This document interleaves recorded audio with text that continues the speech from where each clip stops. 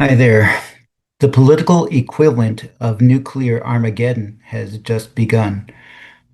And I think there's something that could be done about it, but to use the words of Captain Kirk, sort of rearranged, the trigger has been pulled. Now it's time to act before the hammer falls. All right, stay tuned.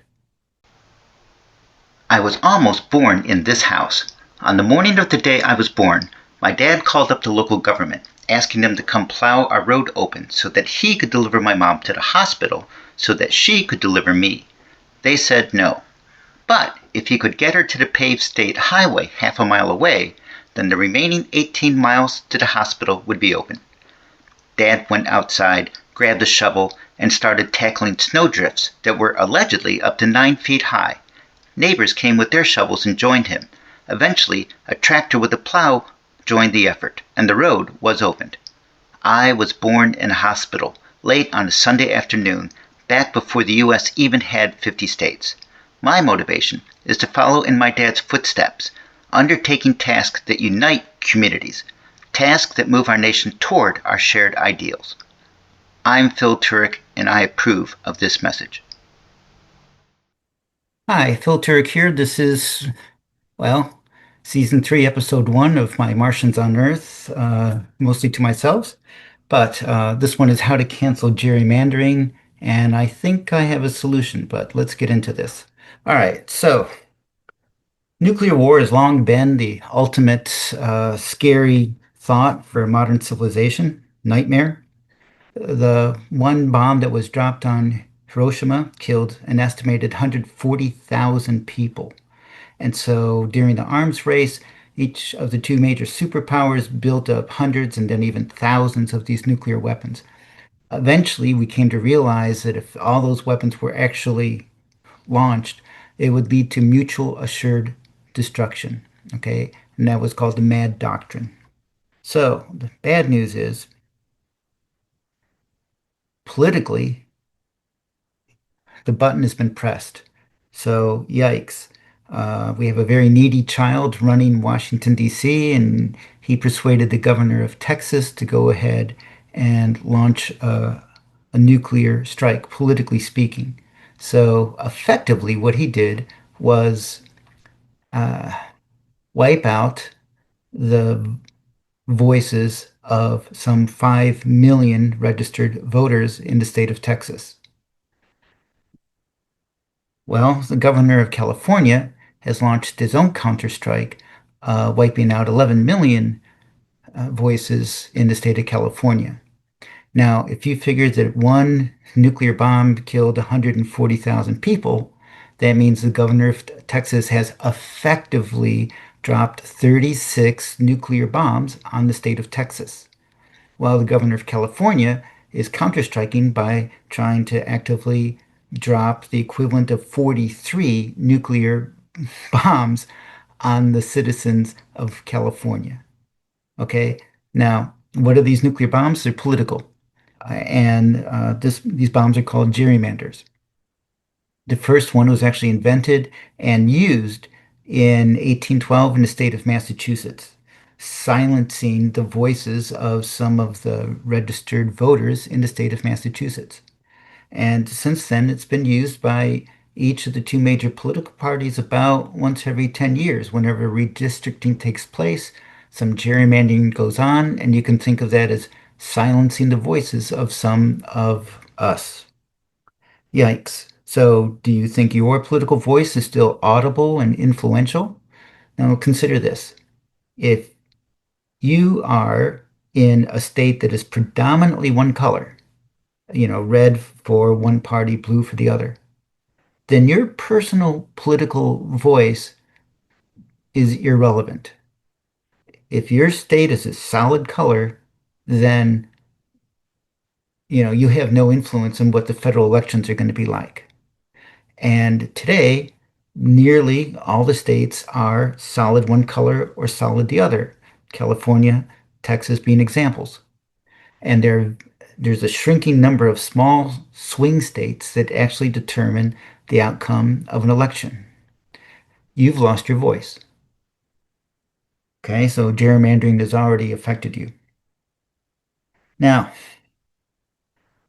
this political nuclear holocaust that's starting right now, with 11 million casualties in this current, wave of launches between just two states, is showing every signs that it's escalating.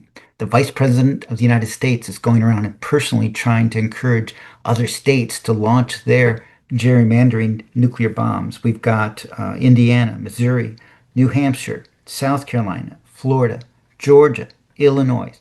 All of those states are coming under pressure to launch their own gerrymandering nuclear bombs on their own citizens, silencing the voices of the few of us who even still have audible voices left. So, historically speaking, this leads to the demise of a functioning democracy. And what rises out of the ashes is called competitive authoritarianism. That's a regime where elections are still held, but freedom of the press is suppressed, and the courts are suppressed, and the minority political party has no significant political power whatsoever. Okay, so that is what's going on today. Now, in my opinion, there is a way out of this. And I haven't seen it listed anywhere. There's opposition websites, there's Indivisible. And so far, it comes down to people who feel, well, ideally, there shouldn't be gerrymandering. But because that side did it, this side needs to do it now, or else they will forever lose their political power permanently. Okay, so there is a third option, and it's not an easy one, but I'm going to lay it out for you. It's based on what we, the people, not the politicians, choose to do collectively. And that is not something to easily be done, but it is a path, and you need to consider it because it goes like this. Think about what issues you politically care about. Do you care about whether or not Israel is unconditionally supported no matter what they do? Or do you care about, you know, trying to do a path towards establishing a Palestinian state?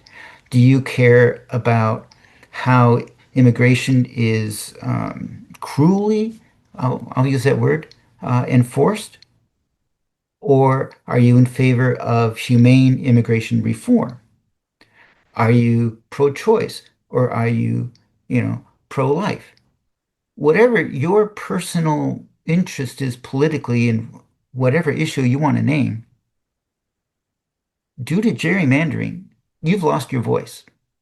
And the last of us are losing ours now. 11 million casualties and counting in this current massive political nuclear Armageddon round that's taking place right now. So the way out of it I see is multi-step. There exists the website, congress.gov. You can go there and, well, back in the 117th Congress, a bill was attempted in the Senate, Bill 2747, the Freedom to Vote Act. Oh dear, I mentioned a political party, and so right away, some of you are going to forget it. That bill, or a related version of it, I think there's one named after John Lewis. So it passed the House of Representatives. Within the Senate of the United States, it was stopped by a filibuster from, Ted Cruz, I think, at least the Republicans. So it never became law. It had in it a provision to eliminate gerrymandering, but it had additional provisions in it, and collectively, it was blocked from going into law. So here's the not easy way to defend your freedom to have your voice heard by your political representatives. Because if this last round of gerrymandering takes effect without anything to block it, then from now on, it will be the politicians who select who their voters are instead of the voters selecting who the politicians are to represent them. Okay, so in fact, there's a whole idealism I should have put down as a note. Every one of us has the intrinsic right to take part in determining who represents us and in holding them accountable. That's the modern version of our Declaration of Independence and our Constitution of the United States. And 63% of the US population still strives towards that ideal. So, you want to regain your lost voice politically? Here's what we would have to do collectively. First, go to congress.gov and look up who is your political representative and which party do they belong to. Might not be yours. Well, this is your homework. You need to form a group of 3 constituents, registered voters in your district, 2 of them from the same political party as your representative, and then, yourself as the third person, whichever way it goes. And you're going to have to work together to make something happen. You should go and look up. I'm going to suggest that we all work with this starting bill, Senate Bill 2747 from the 117th Congress, the Freedom to Vote Act. It's 594 pages. I have never read a complete congressional bill yet. I've been working on it, spending hours going through a bill that's only 500 pages long. And fortunately, it's only 24 lines per page and large font and big margins, but it's stupidly complicated to actually read. You and the other 2 members of your team, working group, are going to have to go through, and I suggest you use this bill so that we all start off with the same starting bill and edit it. Get rid of anything that you can live with. So they had a bit about let's make the federal election a national holiday so that people don't have to scurry to the voting center after they finish their regular workday to stand in line to vote. Let's make it a national holiday so that you have the day off from work to go vote. Okay, so that's a provision that was in there. And there's other provisions. So you need to go through and mark up that which you can get rid of. Mm,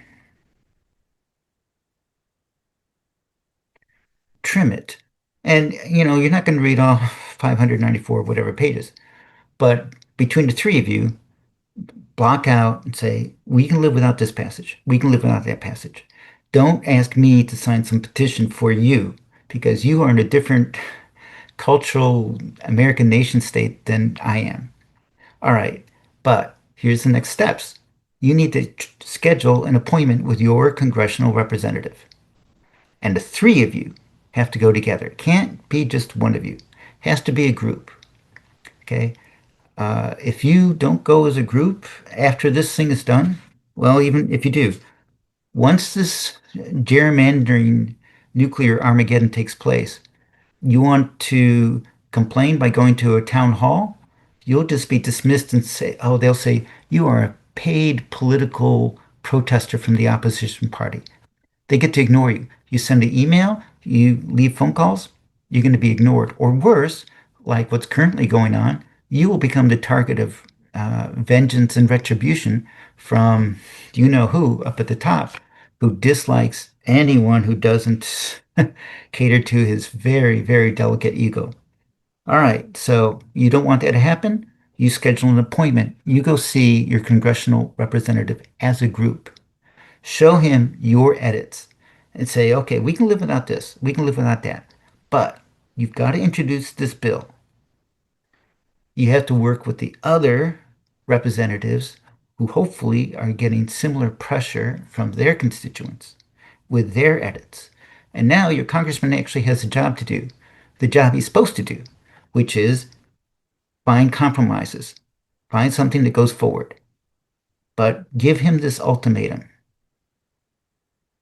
If this bill doesn't make it through the House of Representatives, despite the fact that, there's a whole major party opposing it, make it through Senate, despite filibusters, make it to the president's desk, which you can count on to be vetoed. Go back to Congress and override that veto and do all of that before Halloween. If your representative doesn't vote in favor of making it law, vote against him on election day, November 4th. Now, by yourself, even the three of you, that's not pressure.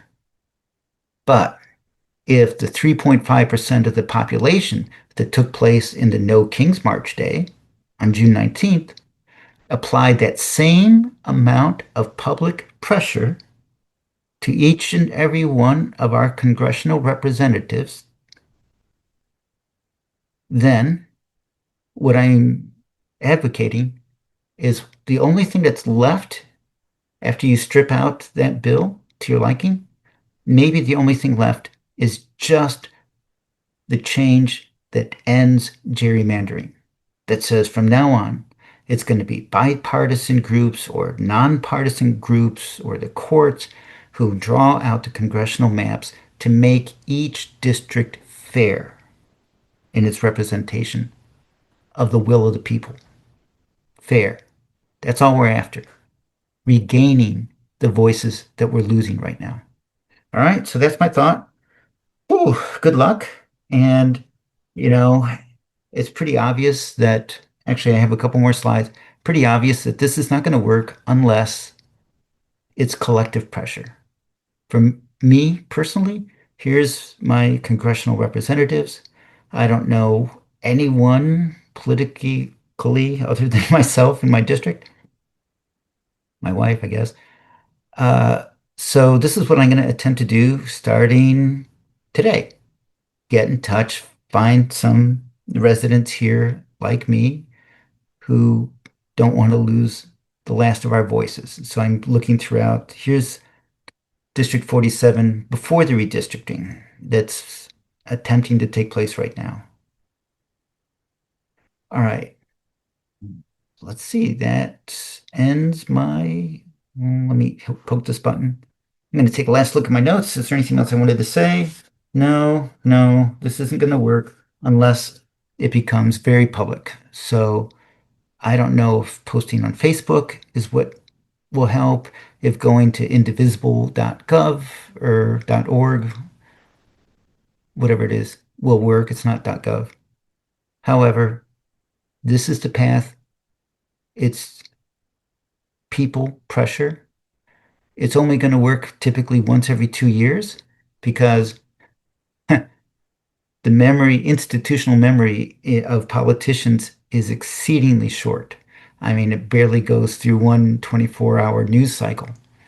So this threat of voting them out of office, if this bill that ends gerrymandering nationally isn't passed, is only going to work right before the election deadline. Now, closing thought.